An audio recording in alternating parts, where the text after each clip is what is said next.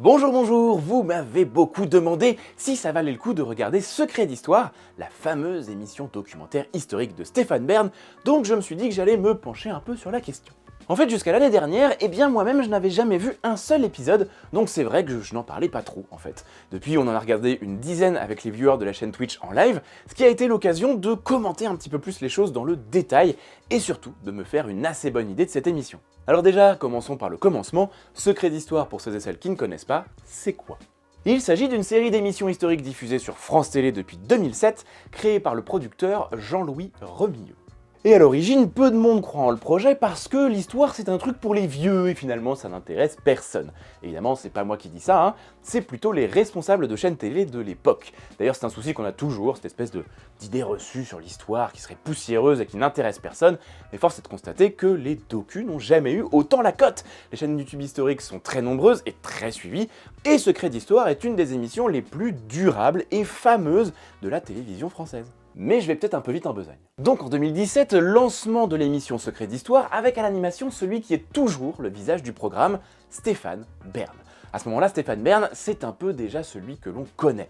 Journaliste, chroniqueur à la radio et à la télévision, il a une passion dévorante et une certaine admiration aussi pour les histoires des noblesses européennes et l'environnement monarchique en général.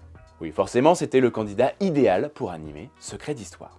Les débuts ne sont pas évidents parce que en fait, France 2 croit pas du tout au projet, ni en Stéphane Bern d'ailleurs, menacé d'annulation, déprogrammé, reprogrammé à des horaires ou périodes dont tout le monde se fout, jusqu'en 2011 en fait l'émission, elle est un peu dans la tourmente. Pour autant, l'audience est fidèle, Stéphane Bern est particulièrement investi et Secret d'Histoire continue contre vents et marées. Au départ, il y avait une volonté de parler des grands personnages et des mystères inexpliqués de l'histoire, ligne édito finalement très classique et très sûre pour ce genre de programme. Mais c'est en se tournant à 100% vers des personnages historiques au sens large que Secret d'Histoire s'impose comme la première émission historique de France. On y trouve des personnalités politiques, artistiques, légendaires et mythologiques aussi, bref, tout y passe quoi.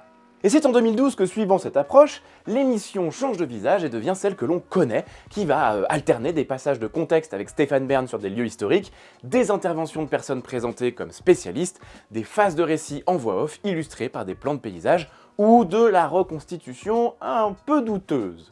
Oui, jusqu'à présent j'étais un peu neutre, maintenant que les présentations sont presque terminées, je vais commencer à rentrer un peu dans le truc. Mais avant de continuer notre petit sujet, un mot sur le partenaire du jour qui n'est autre que NordVPN une fois de plus. NordVPN qui sponsorise d'ailleurs pas mal la chaîne cette année et ça aide énormément les projets et tout simplement la chaîne à exister quoi. Si vous ne le saviez pas encore, c'est un outil de cybersécurité tout en un.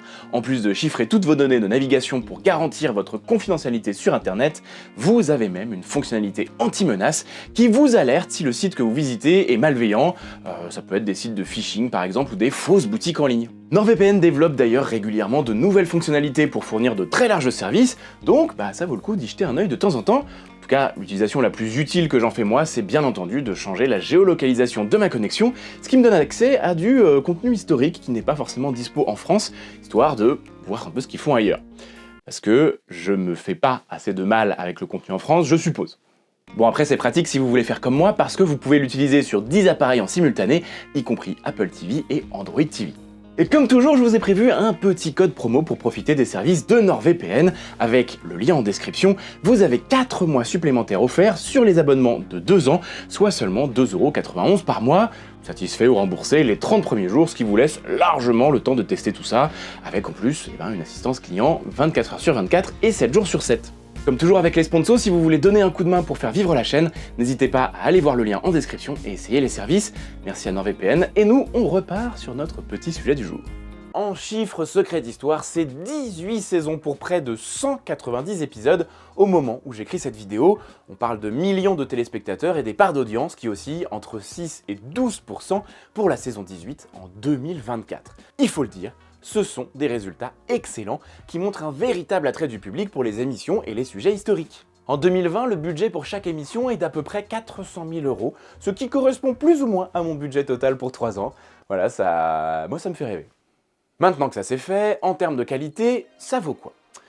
Pour résumer, c'est un peu la loterie, ou plutôt la roulette russe. Les épisodes sont très inégaux, et je pèse mes mots. Certains sont absolument parfaits, d'autres c'est l'enfer. Je vais développer un peu. D'abord sur le choix des sujets, comme souvent sur les approches très grand public, le discours est assez peu clair et un peu paradoxal. D'un côté, Secret d'Histoire assume parfaitement de ne vouloir traiter que des grands personnages. Et Stéphane Bern, il argumente pas mal dans ce sens, en disant que cela donne des points de repère, alors que l'histoire des idées et de la vision globale empêche d'avoir un certain ancrage. Et qu'il faut selon lui mettre en avant les gens qui ont écrit l'histoire. D'un autre côté, l'émission assume de vouloir traiter de choses que les gens ne connaissent pas, donc Secret d'Histoire veut parler des choses que les gens ne connaissent pas, tout en assumant de ne traiter que ce que les gens connaissent, en disant que ça fonctionne mieux. Personnellement, j'y vois pas mal de paradoxes, d'autant plus lorsqu'elle se met à traiter de personnages semi-légendaires, comme Ragnar Lodbrok, le roi Arthur ou Robin des Bois. En fait, cette approche par les grands personnages, elle est progressivement abandonnée depuis plusieurs années par les professionnels sérieux de l'histoire. Et c'est pas parce que c'est pas intéressant, mais surtout parce que c'est trop réducteur. Le prisme du personnage clé, c'est une grille de lecture qui fait abstraction de beaucoup de choses indispensables à la connaissance de la période. Maintenant, on va se calmer un peu et il faut voir d'où l'on part. On parle littéralement de plusieurs siècles d'apprentissage de l'histoire à travers les grands personnages. Donc on ne changera pas les choses du jour au lendemain. C'est d'autant plus valable pour le public de télévision, assez vieillissant, qui a eu ces repères-là toute sa vie. Il faut vous dire qu'en 2023, l'âge moyen des téléspectateurs en général, pas uniquement de Secret d'Histoire, c'est 57 ans. Secret d'Histoire connaît son public et son public est plutôt attaché aux grands personnages traditionnels. Rien d'étonnant à ce que le choix éditorial se tourne vers ça et que l'émission souligne des audiences moins importantes sur des personnages qui correspondent moins à cette image. D'un point de vue de médiation aujourd'hui, on estime qu'il faut continuer à utiliser les grands personnages parce que ce sont des points de repère, ce sont les points de repère de beaucoup de personnes. Mais ça ne veut pas dire que ce sont les seuls et qu'il n'y a aucune alternative, là-dessus je suis pas d'accord avec Stéphane Bern, et en fait c'est déjà le cas dans beaucoup d'apprentissages de l'histoire. Pour autant, les grands personnages doivent être utilisés comme un moyen et non comme une fin. Ceci étant, je respecte ce choix éditorial en réalité. Il est très discutable et très classique, mais compte tenu de l'audience de Secret d'Histoire, il se comprend parfaitement. C'est un souci qu'on a aussi sur YouTube. Comment donner envie aux gens de cliquer avec quelque chose qui finalement ils connaissent un petit peu, tout en proposant ensuite quelque chose qui va bien plus loin. D'ailleurs, si vous avez cliqué et que la vidéo vous plaît, n'hésitez pas à vous abonner, c'est toujours super utile. Bon, là où en revanche Secret d'Histoire me pose un problème, c'est sur ces fameux personnages semi-légendaires. J'évoquais Robin des Bois, Ragnar Lodbrok ou le roi Arthur, mais il y a aussi des épisodes sur des personnages dont on sait quasiment rien, comme Spartacus. Secret d'Histoire se présente comme une émission sérieuse qui apporte des réponses, et tout du long de ces épisodes, les personnages sont présentés comme bien réels, bien connus, historiquement très clairs. Et en fait, il y a finalement assez peu de prudence et de remise en cause des informations données. On va raconter une histoire, mais avec des informations parfois inventées, ou venant de textes historiques étalés sur plusieurs siècles, et sans vrai recul sur ce que l'on sait réellement ou non.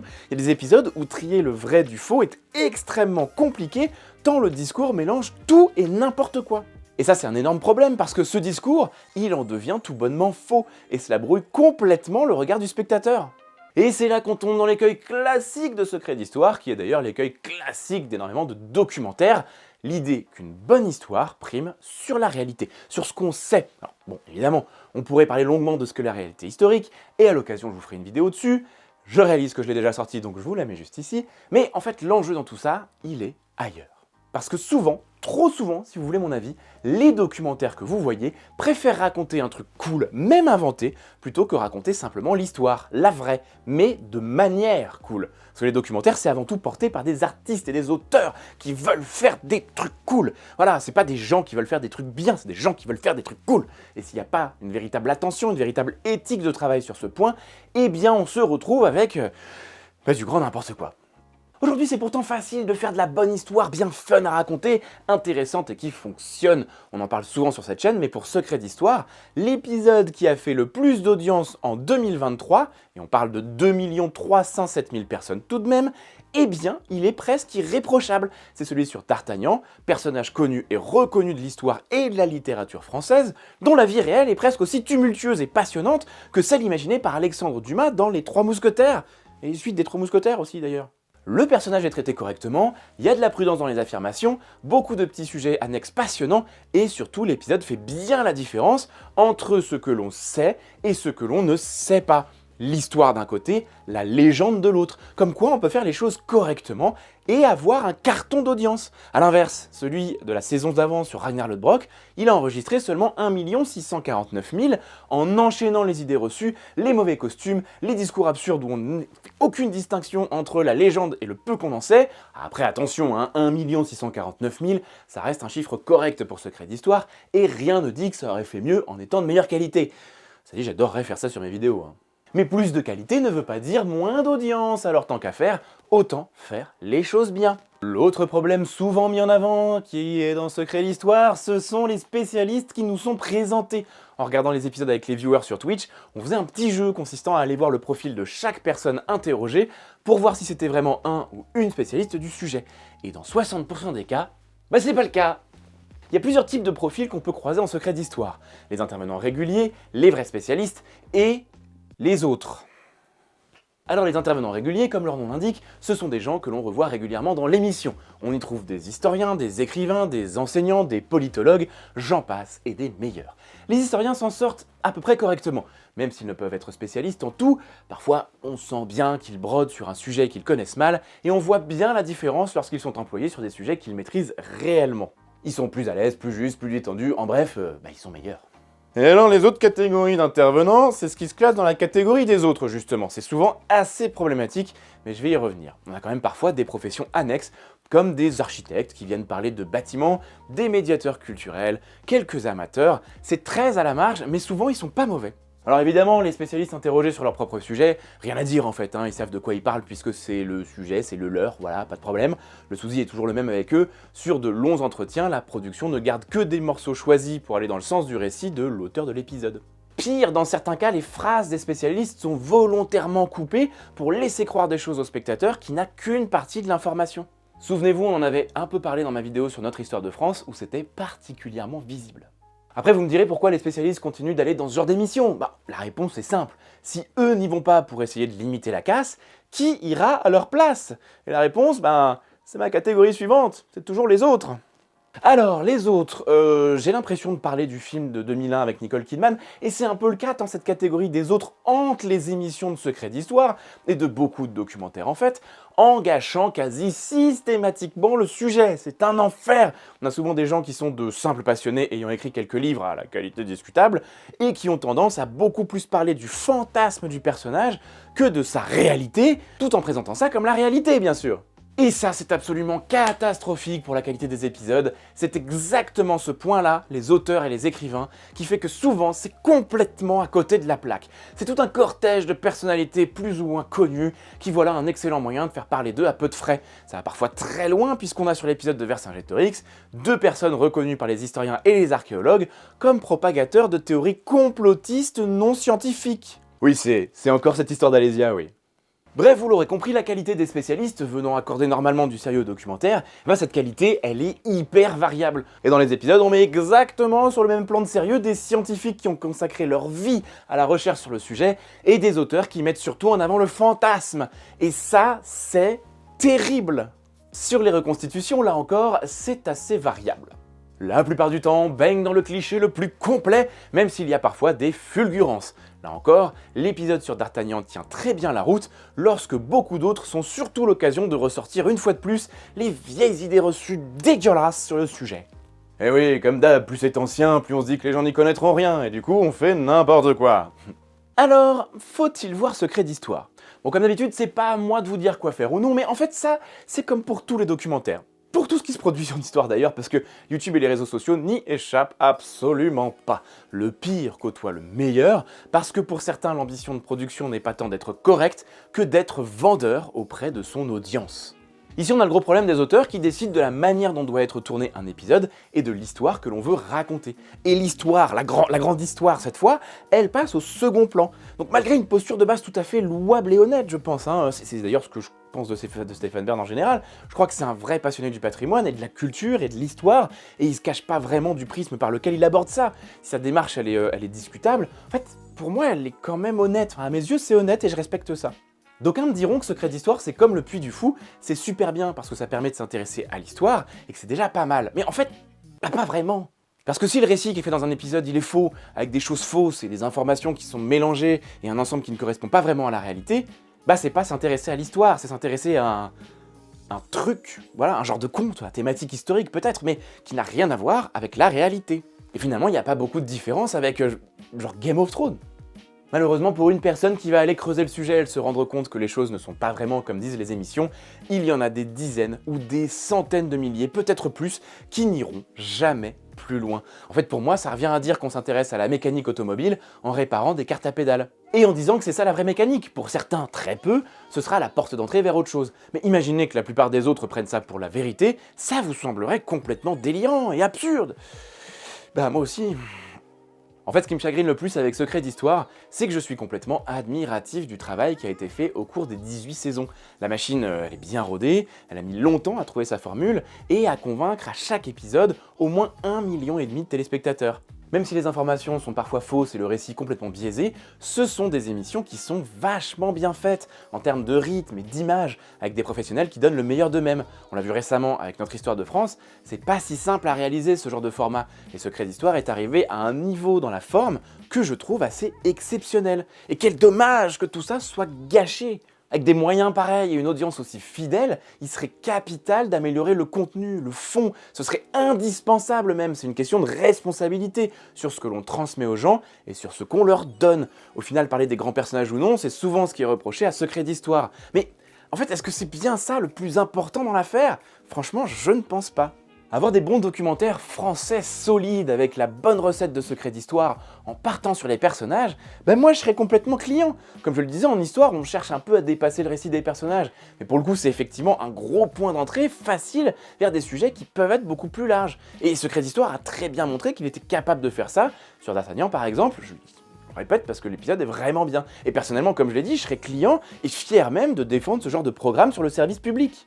Pourtant, pour le moment, Secret d'Histoire, c'est la roulette russe. Une part de très mauvaises surprises, une part de bonnes, et aucun moyen de savoir en avance sur quoi vous allez tomber. Tout ça pour vous dire, méfiez-vous si vous en regardez. Prenez conscience que c'est comme un film d'ambiance historique. Certains trucs sont peut-être vrais, d'autres seront faux, et vous n'avez aucun moyen de faire le tri, on ne vous donne aucun moyen de le faire. Pire, selon comment les choses sont tournées, on risque de vous mettre des idées reçues en tête. Et moi, je trouve ça chiant. Voilà, comme ça c'est dit, je vous remercie d'avoir suivi ce petit sujet. Pour ceux et celles que ça intéresse, on se retrouve tous les jeudis soirs à 20 h sur Twitch et tous les lundis matins à 8 h 30. Souvent le lundi matin on bavarde et souvent le jeudi soir on fait soit des émissions qu'on commente ensemble, soit on fait un peu de jeux vidéo historiques pour, pareil, faire du commentaire. Donc n'hésitez pas, si ça vous intéresse, à nous rejoindre, on a une chouette communauté. N'hésitez pas non plus à aller sur les réseaux sociaux parce que je publie régulièrement du contenu exclusif. Abonnez-vous à la chaîne, likez, commentez la vidéo. Quant à nous, on se retrouve bientôt pour un nouveau sujet. Mais d'ici là, comme d'habitude, n'oubliez pas que l'histoire est vivante.